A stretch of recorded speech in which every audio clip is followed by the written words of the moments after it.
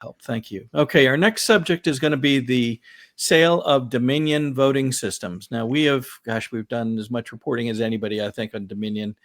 Um, it has become very clear to most election integrity advocates that the machines themselves, the existence of the machines within the processes of voting within America are the root of the problem. However, we just got through learning that Dominion Voting Systems has been acquired by another entity, essentially the founder of a company called Knowink. Now, Knowink is the company that makes the actual poll pads. So if you're familiar with, if you voted here in Georgia, when you go in, you show them ID, you fill out a little card, and you walk over to a person sitting at what looks like an iPad. They take your ID, they take your card, they check your status, and they return to you a plastic card that you can use in what are called the ballot marking devices. And so that pad that they use is called a poll pad, and they are made by a company called Knowink. And actually, Knowink makes them for many, many locations all across the country. I'm not sure if it's all, but it is a high percentage. Now, at first, when this was announced and they identified the person that bought Dominion as being Republican based, there was a flurry of posts on X and across social media. Oh my gosh, we've finally fixed the problem. We've got a Republican now that owns Dominion. The problem will be over. Well, many now have realized, no, it's not.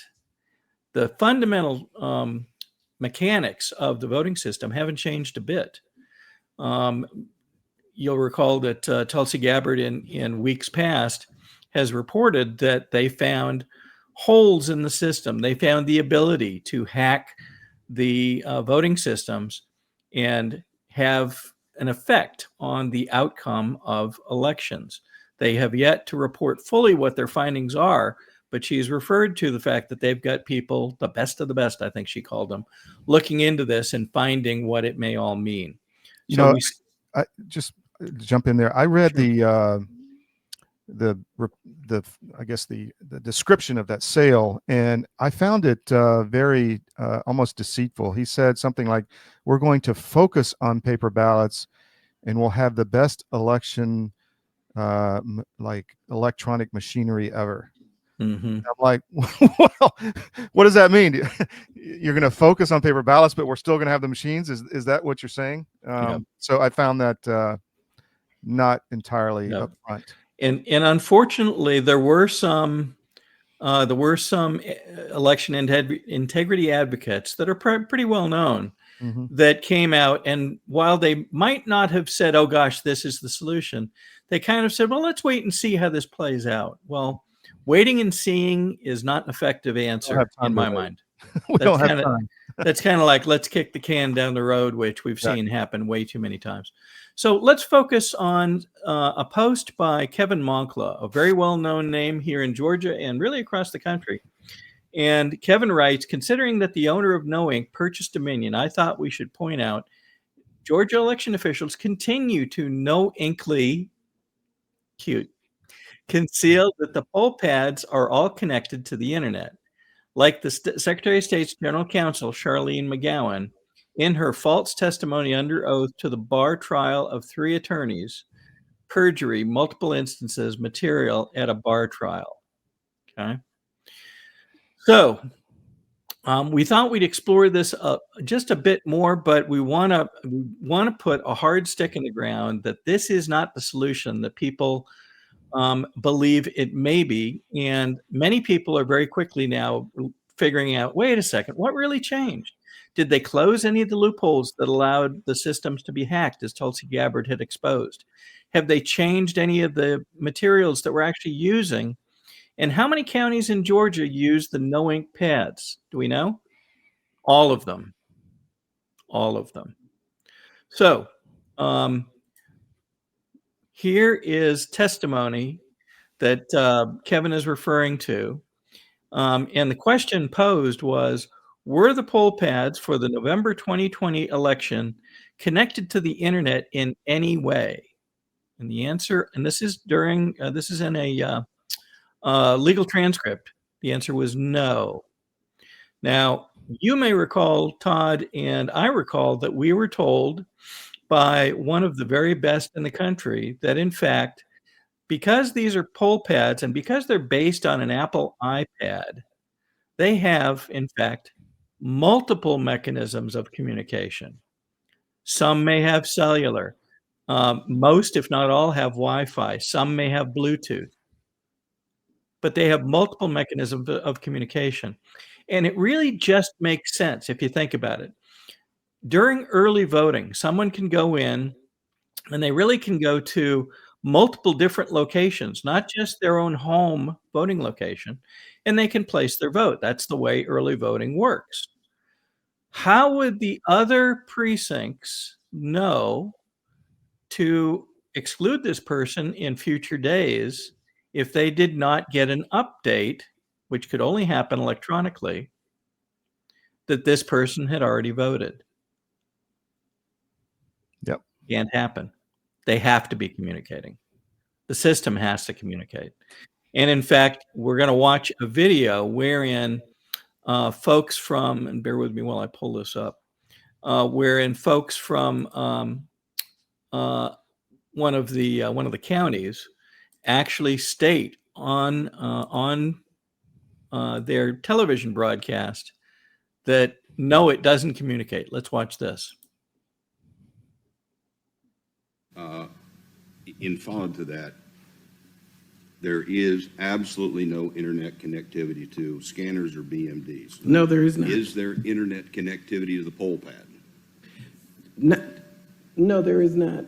Not at the polls. No, when the poll. Dominic can explain more. When they actually establish the poll pads, they're connected to the, when they program them, they're connected to the internet.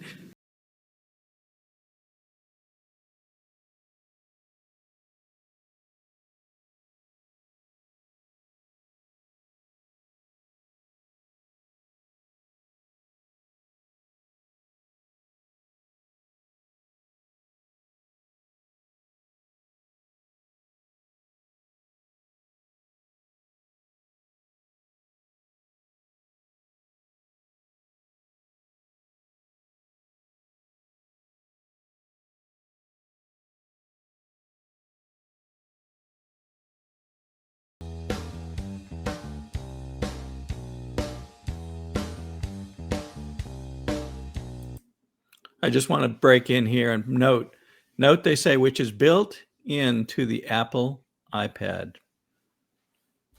And then they go on to, again, underscore the capabilities. We want to give a big shout out to Kevin Moncla and his team, and the work that they've done to make this available so people can really understand what the capabilities are here.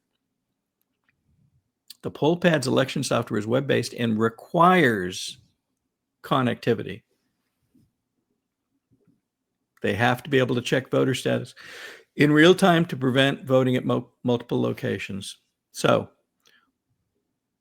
all right, there's much more to this. We would recommend that if you'd like to know more, please look up Kevin's, bear with me, let me get it back here so I can show it again to you. Kevin's post on X, and look that up and you'll be able to go through the entire video and the other information that he cites.